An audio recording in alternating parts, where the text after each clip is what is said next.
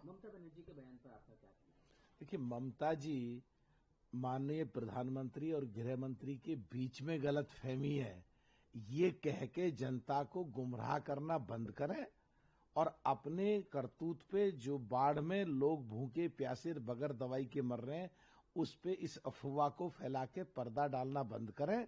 जिन लोगों को वहां खाने की या दवाइयों की जरूरत है उनको खाना और दवाई भिजवाएं। अगर खुद फेल हो रही हो तो जो एनडीए के सांसद हमारे और विधायक उनको खाना और दवाई भिजवा रहे हैं उनके साथ मारपीट सर फोड़वाना बंद करें और संविधान से प्रदेश को चलाएं।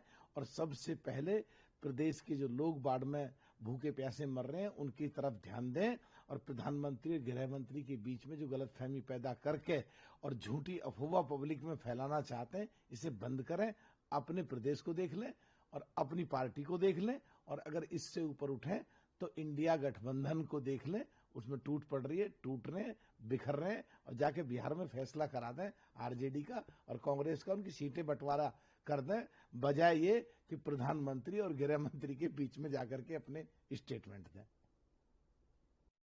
प्रधानमंत्री जी के बयान के बारे में आपका क्या कहना है? देखिए, चिदम्बरम जी माननीय प्रधानमंत्री के कल मुंबई में उद्घाटन के समय जो उन्होंने बयान दिया 26/11 पे और चिदम्बरम जी के इंटरव्यू पे, वो कह रहे हैं कि प्रधानमंत्री जी ने गलत बताया है। तो भाई सही तुम बता दो, तुम इंटरव्यू में क्या कह रहे थे।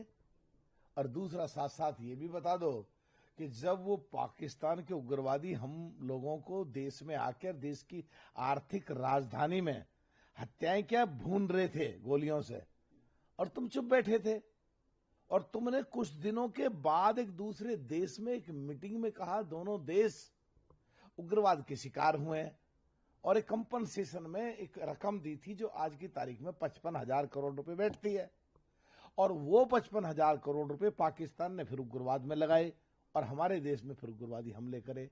तो जैसे अब हमने घुस के मारा अंदर पाकिस्तान को, वहां का प्रधानमंत्री पूरे वर्ल्ड में रोया, वहां का उप प्रधानमंत्री और जो विदेश मंत्री भी है उसने भी साफ कह दिया कि हमने यूएस को रिक्वेस्ट करी थी, यूएस ने कह दिया तीसरे देश की मध्यस्थता हम भारत स्वीकार नहीं करेगा। तो सब चीजें साफ हो गई हैं और सो कॉल्ड इंडिया गठबंधन के जितने भी आरोप प्रत्यारोप थे सब खत्म हो गए।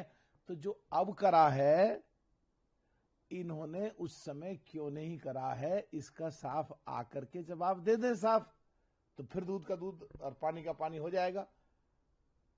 गलत इंटरव्यू भी दे रहे हो, एडमिट भी कर रहे हो, देश ने भी सफर करा, मुंबई के लोगों ने भी सफर करा, पूरे वर्ल्ड में बदनामी भी हुई और अब भी कुछ का कुछ बोल रहे हो। अरे साफ आके स्पष्ट करो या माफी मांगो पूरे देश से कि उस समय हमसे गलती हुई थी।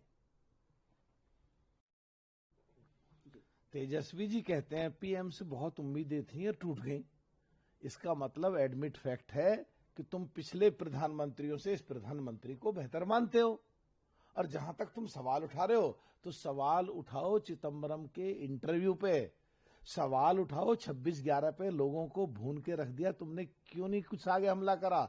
सवाल उठाओ जो बाद में दूसरे देश में मीटिंग हुई और कहा कि दोनों देश उग्रवाद के शिकार है, कंपनसेशन राशि दी उस समय की यूपीए की सरकार, आज की सो कॉल्ड इंडिया गठबंधन की सरकार कह सकते हैं उस समय की को।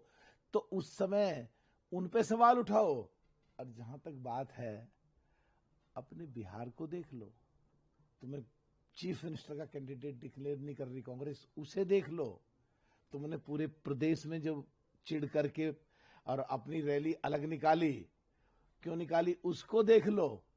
और उसके बाद तुम्हारी रैली से घबरा करके चिढ़ के जो कांग्रेस ने 1940 में जो सीडब्ल्यूसी की मीटिंग हुई वो रखी, उसे देख लो। और अब जब कल भी तुम्हें डिक्लेयर नहीं करा, कल भी गोल घुमा दी, तो कांग्रेस आकलन कर रही है कि तेजस्वी जी तुम्हारी सीटें कमाएंगी, कांग्रेस की ज्यादा आएंगी, इसलिए तुम्हें चीफ मिनिस्टर नहीं बना रहे, उसे देख लो। और फिर प्रदेश बिहार को देख लो, फिर थोड़ा सा अपने घर की तरफ भी देख लो, फिर प्रधानमंत्री जी पे प्रश्न कर लेना। वीके न्यूज, राष्ट्र के नाम।